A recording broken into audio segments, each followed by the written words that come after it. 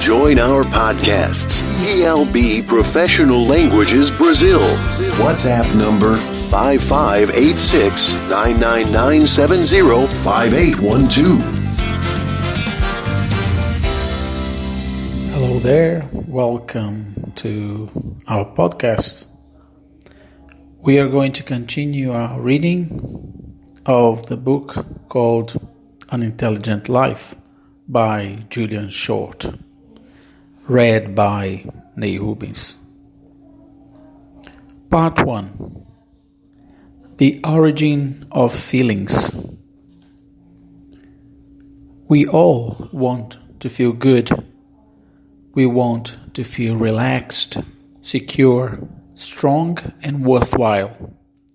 We want to feel creative and in control and attractive and loved. If we could guarantee feeling this way, we'd almost certainly be happy. This is the way we want to feel, but we know perfectly well that what we want to feel and what we do feel are not always the same thing. Feelings are strange. Everyone has them, and we live with them all day, every day, but sometimes they can have a life of their own.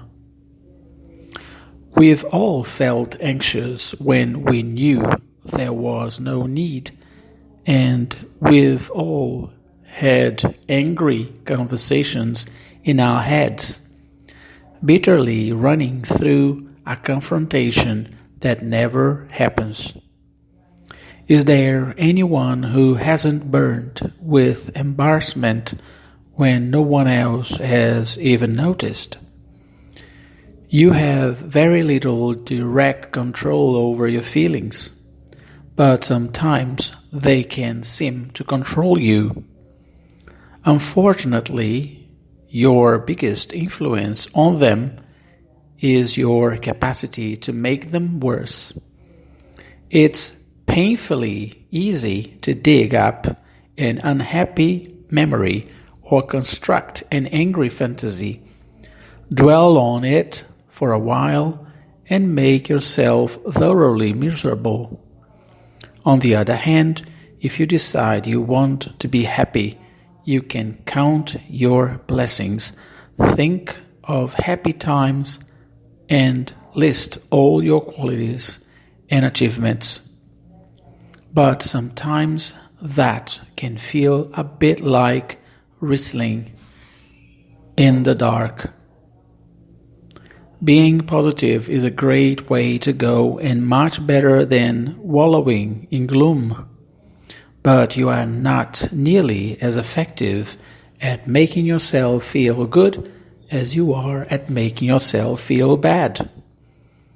Don't worry, be happy has to be the most given, least followed, and probably the most useless piece of advice in the world.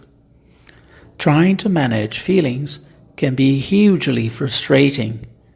You can know one thing, yet feel another, as your emotions struggle with your logic.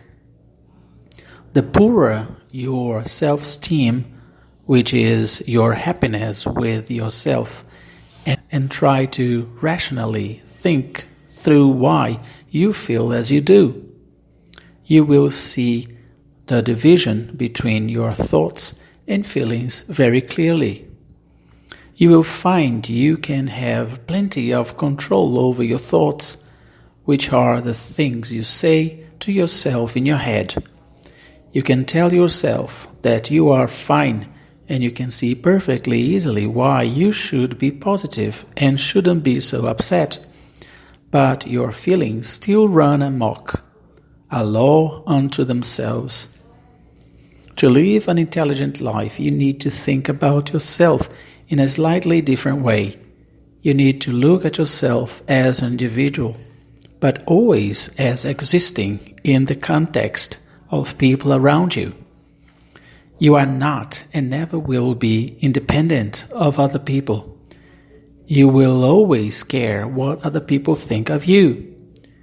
You can only really know yourself through your relationships. The management of your relationships is the only reliable way to repair your feelings. Territory. Once their acceptance by the tribe was secure, long-term survival also demanded our ancestors mark out their own territory and then be strong enough to keep out competitors. Without territorial control, no one gets to be an ancestor. Without the strength to fight and hold his own territory, a carnivore will starve. There is too much competition for resources, while herbivores don't seem to fight over the dinner table. Once it's mating season, gentle animals become raving lunatics, fighting everything in sight. Even if an animal without territory didn't die of hunger, he was much less likely to pass on his genes and so become an ancestor because he would be less able to mate or raise young successfully. Females are as disinclined to mate with a powerless male on the savannah as they are in public bars. While males guard sexual and hunting territory constantly, female animals are less territorial until they have young, when they become ferociously protective. A powerless female could never protect her young long enough for them to grow up, so a weak female becomes just as much a biological failure as a weak male. Weakness meant death from starvation and a much poorer chance at successful reproduction.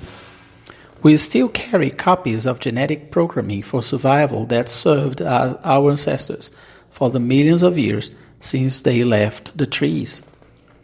If you appreciate this, you are on the path to understanding the ebb and flow of your feelings and why people do what they do. We are all hungry for love, acceptance, and belonging. Rejection can still feel like death. Everyone wants the strength to control their own little patch, or a bigger patch if they can get away with it. Weakness, powerlessness, and losing can still threaten us profoundly by making us feel small. Remember how you felt when you first wanted to ask someone out or needed to speak in public. Have you ever felt the discomfort of not being able to look someone in the eye? Ever felt awkward with someone very tall, very famous, or very good looking? If you haven't, have you ever had to make yourself bigger by reassuring yourself that you are as good as the next person, or that you really don't give a damn what other people think of you? What are now emotional needs were once necessities for physical survival? The strength of the emotion you feel if you are rejected or belittled comes from ancient programming still resident in your modern brain. Once upon a time, loss of love, rejection, weakness, and loss of territory all meant death. If you can live with the logic so far, the next statement follows reasonably easily. Every single waking act that is not looking after your physical survival is devoted in one way or another to the ultimate goals of getting as much love as possible, while simultaneously getting as much of your own way as possible. So you can see how important an influence your relationships with other people must be on your emotions. Ideas. Feelings can have a life of their own, and you have very little direct control over them.